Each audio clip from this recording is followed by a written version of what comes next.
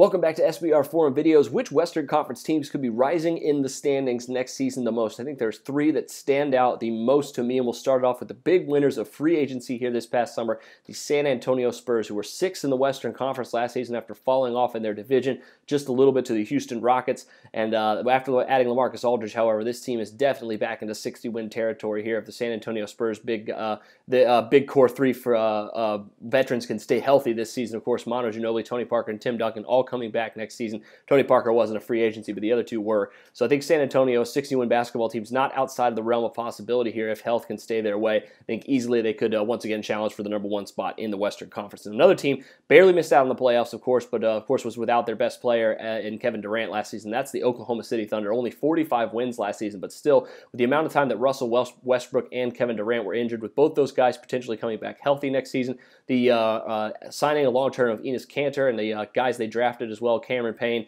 I think this could be a very improved basketball team next season. Easily could add 10 wins onto that total from last season, if not more. Maybe even 11 or 12 potentially if all those guys can click and they can actually convince Kevin Durant to stay with a sustained playoff run.